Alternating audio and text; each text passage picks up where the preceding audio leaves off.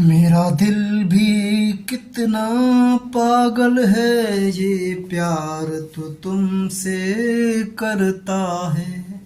मेरा दिल भी कितना पागल है, ये प्यार तो तुमसे करता है।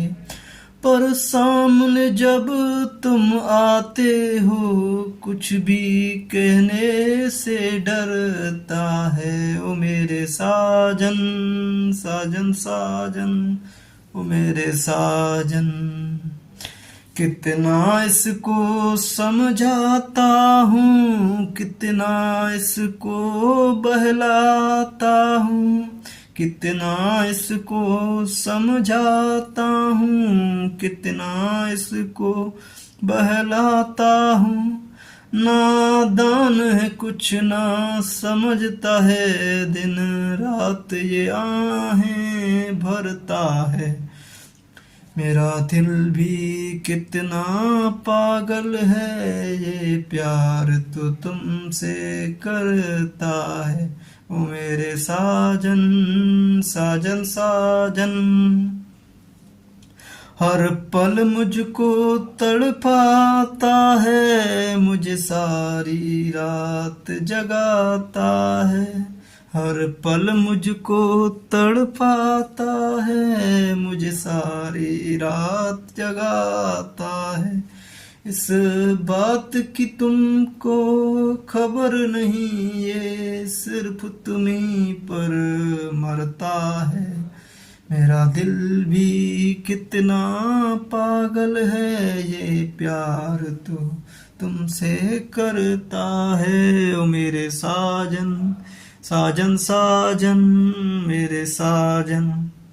हेलो दोस्तों, स्वागत है आपका और हमारे प्यारे से चैनल में गेट टेक्निकल स्टडी में। और आज हमारा जो लेक्चर नंबर है वो लेक्चर नंबर है आपका 5।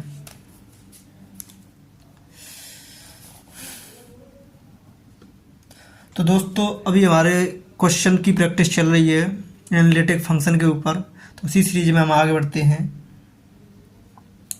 तो ये क्वेश्चन है आपका, is the function w equal to z bar analytic. मतलब ये आपका कॉम्प्लेक्स वेरिएबल फंक्शन दिया है जेड बार, ये आपको चेक करना है कि ये आपका एनालिटिक फंक्शन है या नहीं। तो सबसे पहले आप इसको स्टैंडर्ड फॉर्मेट में कन्वर्ट कर लीजिए।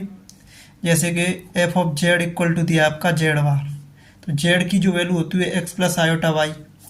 और आपको अगर इसका कंजुगेट निकालना है तो आयोटा का कंजुगेट कितना होता है, माइनस आई। तो माइनस आई, तो यहाँ पे एक्स माइनस आई वाई हो जाएगा। और इसका जेड बार निकालेंगे तो एक्स माइनस आयोटा वाई। तो f of z equal to direct x minus iota y आप लिख सकते हैं। ठीक है, अगर मैं इसकी कंपेयर कर लूँ by comparing f of z equal to u plus iota v, तो यू की वैल्यू एक्स हो गई और वी की वैल्यू माइनस वाई हो गई। दोस्तों यहाँ पर एक्स और वाई जो दिए हैं यू और वी, वे आपके मतलब पॉलिनोमियल फंक्शन है। और पॉलिनोमियल फंक्शन हमेशा आपका क्या होता है, मोनोवैल्यूड फंक्शन है एंड ये डेरिवेटिव है इन इट्स डोमेन। तो हमें सिर्फ और सिर्फ यहाँ पे इसकी सी आर इक्वेशन ही चेक करनी है। अगर सी आर इक्वेशन को ये फंक्शन अगर सेटिस्फाई कर जाए, समझ लीजिए कि ये फंक्शन हमारा क्या हो जाएगा, एनालिटिक। तो हमें ये चेक करके बताना है कि ये हमारा फंक्शन एनालिटिक है या नहीं। तो हम लिख सकते हैं यहाँ पे since u and v are the function of polynomial, so these are monovalued and differentiable, so we can check only CR equations। तो सी आर इक्वेशंस में क्या करते हैं दोस्तों, सी आर इक्वेशन में हम मतलब u वाले फंक्शन को x और y के रेस्पेक्ट में पार्शियल डिफरेंशिएट करते हैं। तो u को अगर मैं x के रेस्पेक्ट में और y के रेस्पेक्ट में पार्शियल डिफरेंशिएट करूँगा तो u इक्वल टू एक्स है, तो x के रेस्पेक्ट में पार्शियल डिफरेंशिएशन 1, y के रेस्पेक्ट में 0। और v को अगर आप y के रेस्पेक्ट में पार्शियल डिफरेंशिएट करेंगे तो यहाँ पे हो जाएगा -1, एंड v को x के रेस्पेक्ट में पार्शियल डिफरेंशिएट करेंगे तो यहाँ पे हो जाएगा 0। तो दोस्तों आप देखेंगे कि सी आर इक्वेशंस को डायरेक्ट चेक करेंगे तो 1 = -1 नहीं हो सकता, तो सी आर इक्वेशन को ये सेटिस्फाई नहीं कर रहा है। तो सी आर इक्वेशंस को ये फंक्शन सेटिस्फाई नहीं कर रहा है, तो इसलिए ये फंक्शन क्या हो जाएगा, नॉट एनालिटिक। तो डायरेक्ट लिख सकते हैं नॉट एनालिटिक। चलिए दोस्तों नेक्स्ट क्वेश्चन की तरफ बढ़ते हैं। क्वेश्चन नंबर 7, इसको चेक करिए एनालिटिक है या नहीं। तो सबसे पहले f of z equal to दिया है मोड जेड का होल स्क्वायर। मोड जेड का मतलब होता है दोस्तों √x² + y²। अगर इसका स्क्वायर कर देंगे तो क्या आ जाएगा, x² + y²। तो यहाँ से ये आपका हो गया x² + y²। इसमें इमेजिनरी पार्ट कितना मान लेंगे, 0। तो एफ ऑफ जेड हम लिख सकते हैं स्टैंडर्ड फॉर्म में, तो x² + y² + आयोटा टाइम्स 0। अगर इसकी हम कंपेयर करेंगे u + iv से, तो u जो फंक्शन हो जाएगा x² + y² and v as a function of 0। v आपका कांस्टेंट फंक्शन हो गया। तो दोस्तों अगर मुझे इसकी एनालिटिसिटी के बारे में चेक करना है तो u भी आपके फंक्शन क्या है, कांस्टेंट एंड पॉलिनोमियल फंक्शन। सो ये हमारे मोनोवैल्यूड एंड क्या होंगे, डिफरेंशिएबल होंगे इन इट्स डोमेन। सो यहाँ पे कोई प्रॉब्लम नहीं है, तो हम डायरेक्टली यहाँ पर सी आर इक्वेशन चेक करके ही हमें पता लग जाएगा ये फंक्शन हमारा एनालिटिक है या नहीं। तो उस चीज़ को मैं नहीं लिख रहा क्योंकि मैं उस चीज़ को काफ़ी बार लिख चुका हूँ, आप डायरेक्ट समझ लीजिए। सो यहाँ पे हम डायरेक्ट चेक करते हैं C R equation, checking of C R equation.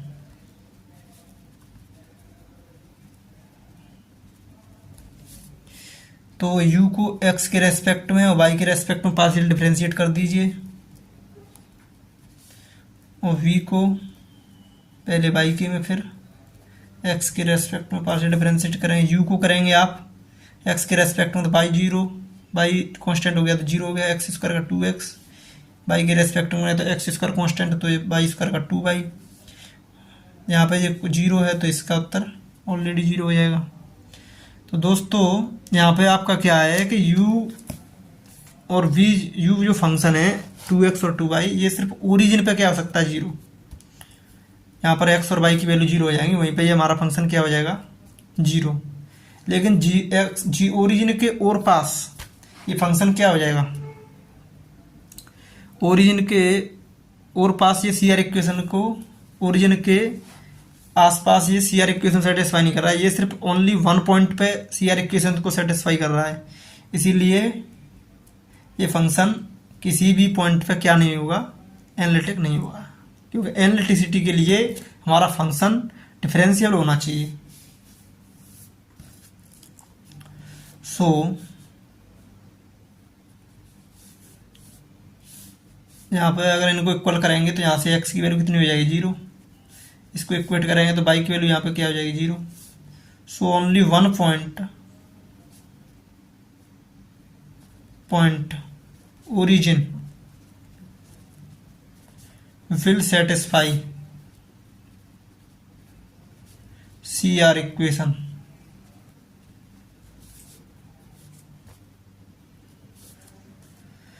So the neighboring of origin not satisfy CR equations. So this function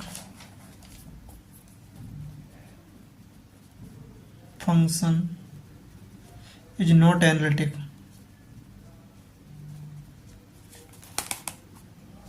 कि हमारा फंक्शन एनालिटिक नहीं होगा। अब क्वेश्चन नंबर 8 पे आ जाइए। दोस्तों हमें चेक करके बताना है कि ये फंक्शन हमारा एनालिटिक है या नहीं। चलिए चेक करते हैं। तो हमारे पास क्या दिया है, फंक्शन दिया है आपका f of z sine h z, sine hyperbolic z. ये मुझे चेक करना है दोस्तों कि एनालिटिक है कि नहीं। तो सबसे से पहले मुझे इसको कन्वर्ट करना पड़ेगा किस में, सिंपली आपका u और v के फॉर्म में। तो उसके लिए मैं क्या लगाता हूँ, एक फॉर्मूला लगाता हूँ। आपने पढ़ा होगा sine of i z equal to i times sine of h z, ये पढ़ा होगा। अब यहाँ पे उल्टा मुझे निकालना है, तो साइन एच ऑफ जेड को मैं क्या लिख सकता हूँ इस फॉर्मूले से, sine i z upon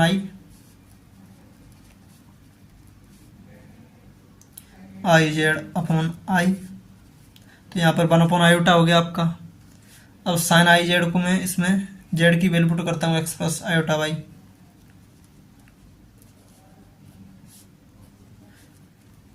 sine i x plus i square y. I square की वैल्यू कितनी होती है दोस्तों, -1, तो यहाँ पर हो जाएगा माइनस वाई प्लस एक्स आई एक्स। तो एफ ऑफ जेड हो गया आपका 1 अपॉन आयोटा साइन माइनस के बाई प्लस आई एक्स। अब दोस्तों साइन ए माइनस बी का फॉर्मूला आपने पढ़ा होगा,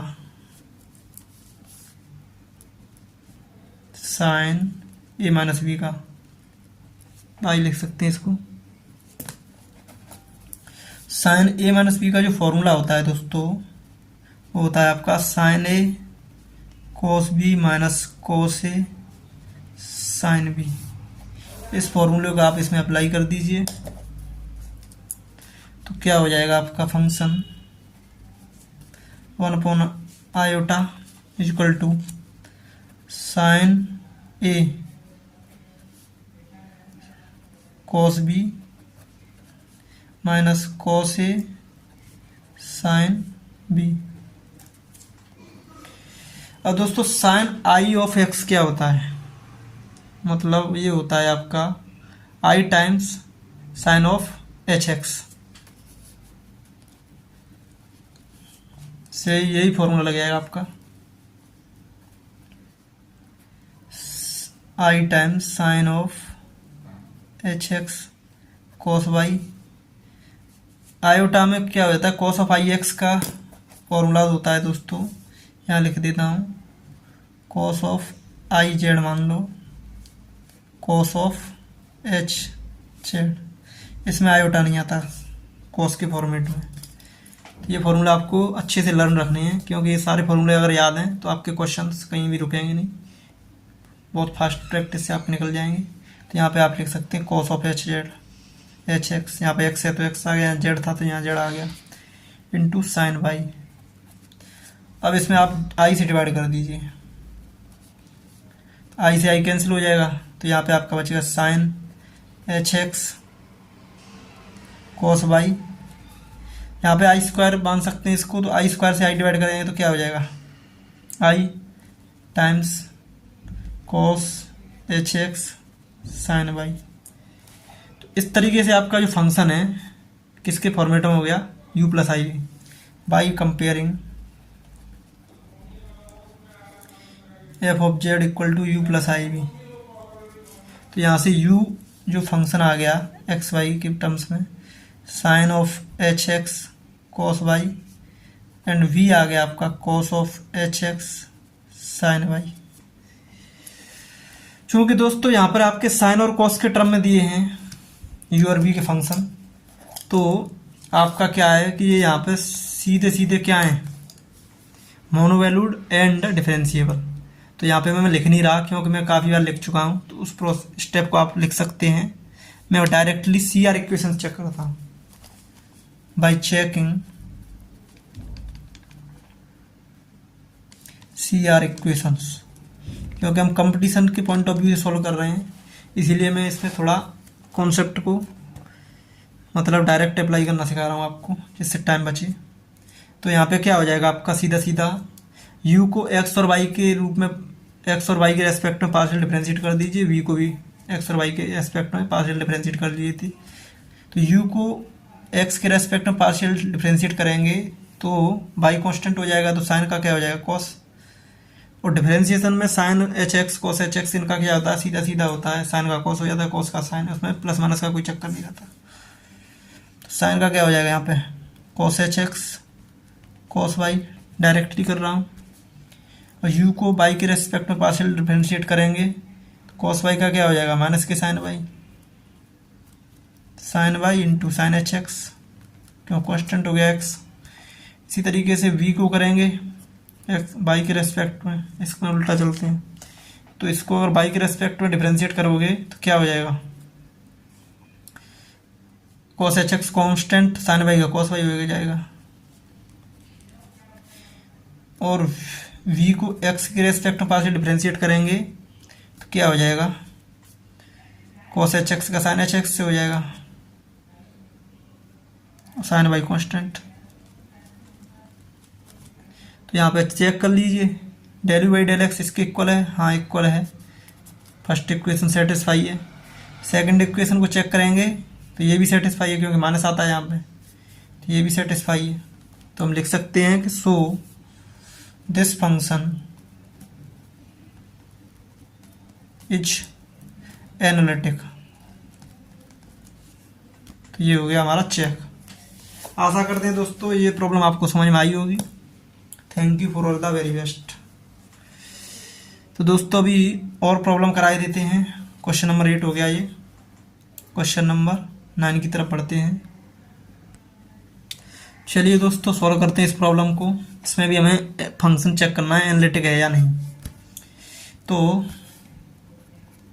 आपका जो फंक्शन दिया है f(z1/z3), और दोस्तों इसमें क्या है कि अगर जैसे आप x + i भी रखेंगे फिर इसको सॉल्व करेंगे, कंजुगेट शो करेंगे, तो इसमें ये काफ़ी लेंथी हो जाएगा, बड़ा फंक्शन हो जाएगा। उसको आप डिफरेंशिएट करेंगे तो काफ़ी लेंथी हो जाएगा। तो मैं इसे एक शॉर्ट ट्रिक्स लगाता हूँ इसमें, क्योंकि उससे भी हालांकि निकल तो आंसर उससे भी आएगा, लेकिन हम कंपटीशन के पॉइंट ऑफ व्यू से कर रहे हैं तो हमें टाइम सेविंग करना है। टाइम सेविंग की वजह से हम क्या करते हैं, अगर मैं इसको पोलर कोऑर्डिनेट के रूप में सॉल्व करूँ, पोलर फॉर्म के रूप में चेक करूँ, तो आसानी से आप कर सकते हैं। चलिए रखते हैं z की वैल्यू r इंटू ई की पावर आई थीटा। तो ये हमारा क्या है, polar form. Polar form in Euler form, Euler form के रूप में पोलर फॉर्म में लिखिए इसकी। अब इस पोलर फॉर्म के हिसाब से मैं इसको पुट कर देता हूँ इसमें z की जगह पे। तो क्या होगा, f(z) = 1/r³ ई की पावर i इंटू 3θ या 3i θ लिख सकते हैं, क्योंकि इसका मतलब वो करेंगे तो पावर के ऊपर पावर होती है तो उसका मल्टीप्लाई हो जाता है। 1/r³ ई की power -i3θ।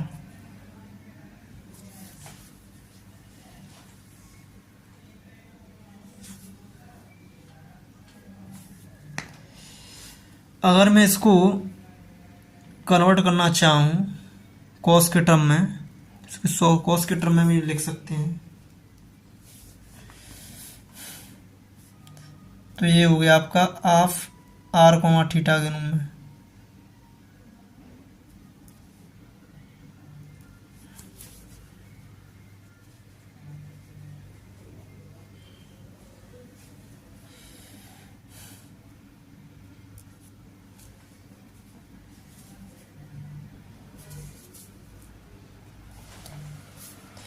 Is equal to 1/r³ cos 3θ minus i sin 3θ हो जाएगा, क्योंकि हम इसमें थीटा को माइनस थीटा रिप्लेस करते हैं, सेम टू सेम डायरेक्ट लिया जाता है।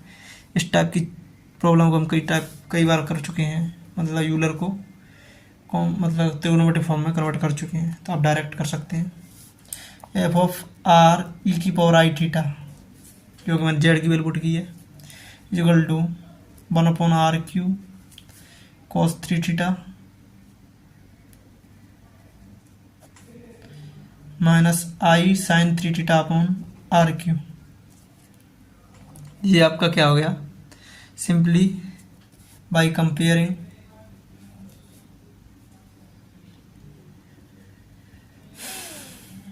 f(r) ई की power i theta equal to u r theta plus i v r, theta. तो यहाँ से u r, थीटा के रूप में फंक्शन आ जाएगा cos 3θ/r³।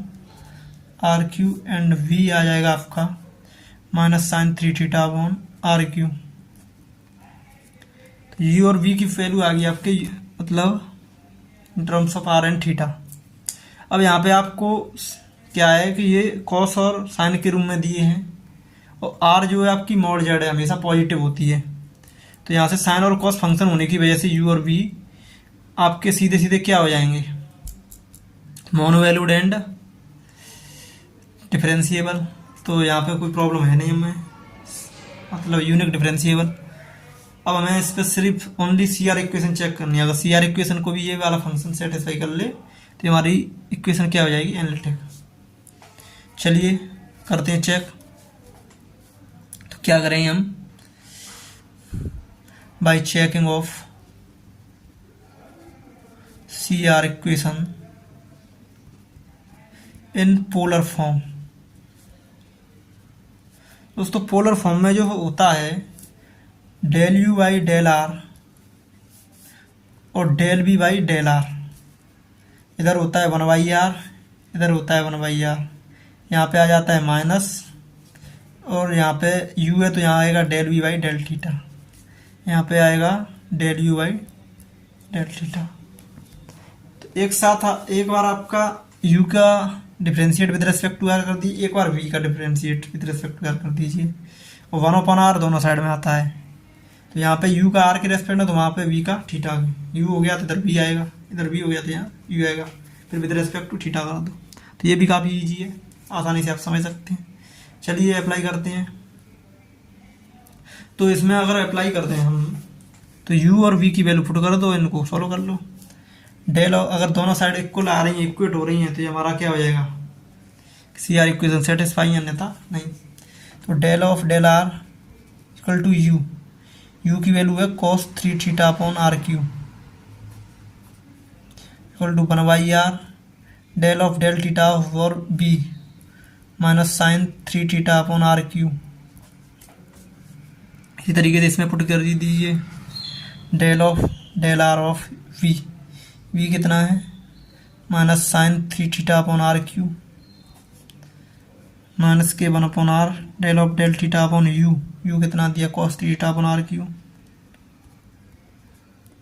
चलिए डिफरेंशिएट कीजिए, r के रेस्पेक्ट में करना है, जबकि cos थीटा क्या हो जाएगा यहाँ पे कांस्टेंट, cos थीटा 1 निकाल लो, 1/r क्यू का करेंगे तो r की पावर -3, तो -3 आ जाएगा आगे, r की पावर -3 -1, r का 1 हो गया। इधर करेंगे 1/r, थीटा के रेस्पेक्ट में करेंगे तो माइनस के 1/r क्यू बाहर, थीटा का साइन 3 थीटा क्या हो जाएगा cos 3 थीटा, 3 थीटा करेंगे तो यहाँ पे आ जाएगा 3। ठीक है, इस तरीके से यहाँ पे कीजिए। r के रेस्पेक्ट में करेंगे तो इधर माइनस के साइन 3 थीटा आ गया बाहर, r की पावर -3 तो -3 आगे आ जाएगा, r की पावर -3 -1 इक्वल टू माइनस के 1/r। थीटा के रेस्पेक्ट में करेंगे तो इधर हो जाएगा आपका 1/r की कांस्टेंट की तरफ, और cos थीटा का क्या हो जाएगा थीटा के रेस्पेक्ट में साइन 3 थीटा, डिफरेंशिएट cos का माइनस होता है तो माइनस के साइन 3 थीटा इंटू 3 थीटा का 3। अब इनको और अच्छे से सेट कर लीजिए। तो इधर हो गया माइनस के 3 cos 3 theta divided by r की पावर 4, इधर हो जाएगा 3 cos 3 थीटा r की पावर 4। मतलब ये इक्वेशन आपकी वेरीफाइड है। इस इक्वेशन को चेक कीजिए, माइनस के माइनस माइनस क्या हो जाएगा प्लस, तो ये हो जाएगा आपका 3 साइन 3 थीटा अपॉन r की power 4 equal to minus minus plus 3 sine 3 theta r की पावर 4। मतलब ये भी आपकी वेरीफाई है। तो both the C R equations are verified, मतलब इक्वल हैं, सेटिस्फाई हो रही हैं। Both C R equations are satisfied, so this is analytic function, so this is analytic function। तो दोस्तों मैंने आपको दोनों सी आर इक्वेशन थी उनको एप्लीकेशन बता दिया है और डिफरेंट डिफरेंट टाइप की प्रॉब्लम करा दी हैं, जिससे आपके कॉन्सेप्ट डेवलप हो जाएं और आपको कोई प्रॉब्लम ना आए, चाहे कैसी प्रॉब्लम आ जाए। तो क्वेश्चन नंबर 9 है। अब नेक्स्ट क्वेश्चन की तरफ बढ़ते हैं।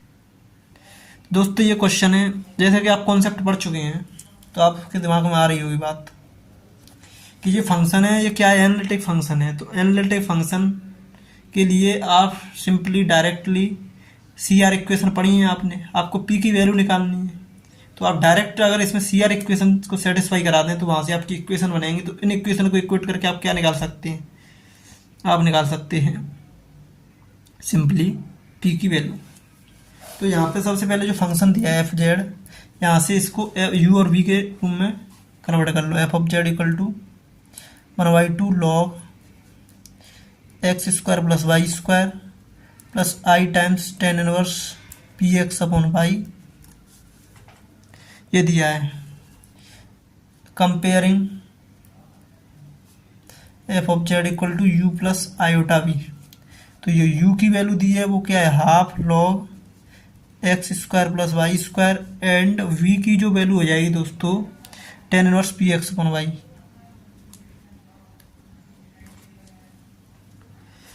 तो आप इसमें सी आर इक्वेशन सेटिस्फाई करा दीजिए। सो द फंक्शन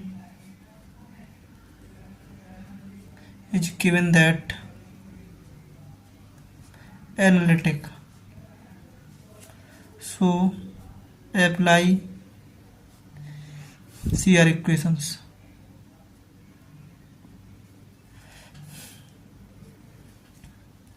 तो फर्स्ट सी आर इक्वेशन को अगर सेटिस्फाई कराया जाए, del u by del x is equal to del v upon del Y.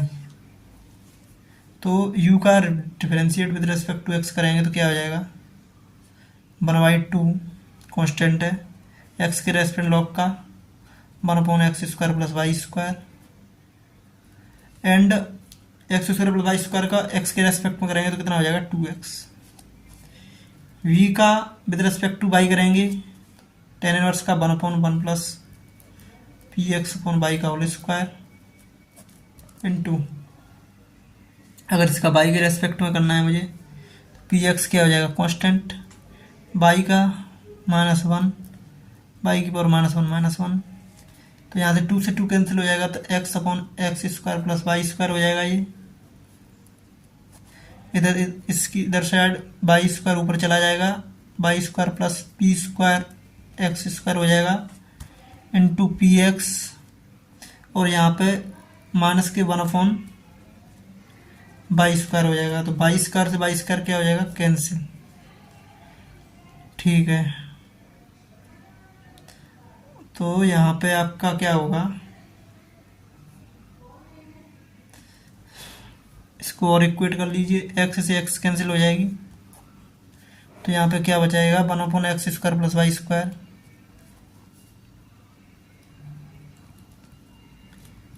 Minus के p upon y square plus P square x square. तो दोस्तों p square is equal to, यहाँ पे अगर आप चेक करें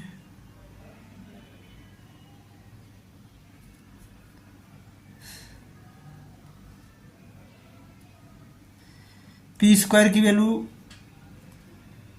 अगर हम देखें यहाँ पे तो माइनस पी इक्वल टू क्या हो जाएगा 1, और माइनस पी की वैल्यू अगर 1 के इक्वल करें तो पी इक्वल टू आएगा -1, और -1 का स्क्वायर करें तो हो जाएगा +1, तो मतलब नीचे वाली वैल्यू इससे इक्वेट हो जाएगी। तो हम डायरेक्टली लिख सकते हैं माइनस पी इक्वल टू, यहाँ से माइनस पी इक्वल टू 1, तो पी इक्वल टू कितना हो गया -1। यही आपकी क्या हो जाएगी वैल्यू, यही आपको निकालनी थी वैल्यू ऑफ पी। तो पी की वैल्यू अगर -1 है तो ये हमारा क्या हो रहा है, मतलब analytic function C R equation क्या हो रही है, सेटिस्फाई। तो एक इक्वेशन को सेटिस्फाई कराने से हमारा आंसर निकल रहा है, तो हमें सेकंड की जरूरत नहीं है क्योंकि यहाँ पे सिर्फ और सिर्फ पी की वैल्यू पूछी थी। क्वेश्चन नंबर 11 है, इसमें आपको सिर्फ और सिर्फ A B C D E इनकी ABCD की वैल्यू निकालनी है। फंक्शन क्या दिया आपका, एनालिटिक। तो आप डायरेक्टली यहाँ पे क्या अप्लाई कर दीजिए, CR इक्वेशंस। तो यहाँ से U और V की वैल्यू आप डायरेक्टली फाइंड आउट कर सकते हैं। ये किसकी वैल्यू है, U की, ये किसकी है, V की। अगर मैं इसमें डायरेक्टली शॉर्ट तरीके से करूँ इसमें, तो U को डिफ्रेंशिएट कर दीजिए with respect to x, del of del x of x square plus AXY plus BY square, and V को डिफ्रेंशिएट कर दीजिए विद रेस्पेक्ट टू y। तो ये है आपकी CX square plus DXY plus y square. चलिए सॉल्व करते हैं इस दोनों को। x के रेस्पेक्ट में जैसे ही आप डिफ्रेंशिएट करेंगे तो क्या होगा, x स्क्वायर का डिफ्रेंशिएट 2x, AXY का करेंगे तो यहाँ पे AY हो जाएगा क्योंकि y कांस्टेंट है। x के रेस्पेक्ट में इसका करेंगे तो ये हो जाएगा 0। इसको y के रेस्पेक्ट में करेंगे तो CX इसका 0, y के रेस्पेक्ट में तो यहाँ पे हो जाएगा आपका DX, इसमें y स्क्वायर का हो जाएगा 2y, और बोथ साइड्स को आप कर लीजिए इक्वेट। तो dx इक्वल टू 2x, तो d इक्वल टू यहाँ पे कितना आ गया 2, ay इक्वल टू 2y, तो a इक्वल टू कितना हो गया 2। तो एक हमारी यहाँ पे दो वैल्यू निकल आए। अब अगर इसी तरीके से हम सेकंड CR इक्वेशन को सेटिस्फाई कराएं तो हमारे पास दो अननोन बचे हैं, वो भी निकल आएंगे। तो del x of u, sorry y के रेस्पेक्ट, मतलब u का पहले x के रेस्पेक्ट में डिफ्रेंशिएशन किया था, पार्शियल डिफ्रेंशिएशन। अब u का y के रेस्पेक्ट में पार्शियल डिफ्रेंशिएट करेंगे। तो u कितना दिया है आपका, x square plus AXY plus BY square. इसी तरीके से माइनस ऑफ, मतलब v को x के रेस्पेक्ट में पार्शियल डिफ्रेंशिएट कर दीजिए, और माइनस का साइन आता है सेकंड CR इक्वेशन में। तो यहाँ पे अगर v की वैल्यू पुट करेंगे आप तो ये हो जाएगी CX square plus DXY plus y square. चलिए सॉल्व करते हैं। y के रेस्पेक्ट में करें तो x स्क्वायर का 0, तो y के रेस्पेक्ट में करें तो a प्लस के यहाँ बचेगा AX, और y के रेस्पेक्ट करें तो 2BY, इधर करेंगे आप तो 2CX, x के रेस्पेक्ट करें तो DY, और ये हो जाएगा 0। तो दोस्तों यहाँ से आपका क्या होगा, AX plus 2BY equal to minus के 2CX माइनस DY। तो x minus 2C equal to कितना हो गया A, और minus D equal to 2B, और यहाँ पर D की वैल्यू कितनी दी है 2, तो माइनस 2 इक्वल, तो यहाँ पे आपका minus D equal to 2B, तो 2B इक्वल टू माइनस 2, तो 2 से 2 कैंसिल हो जाएगा, तो B equal to minus 1। And यहाँ पे अगर देखें तो A की वैल्यू कितनी है 2, माइनस 2C इक्वल टू 2, तो C इक्वल टू माइनस 1। तो यहाँ से आपकी ABCD चारों वैल्यू निकल आए। आशा करते हैं दोस्तों आपके अननोन फाइंड करने की सारी प्रॉब्लम सॉल्व हो गई। इस तरीके से आप अननोन को फाइंड आउट कर सकते हैं। थैंक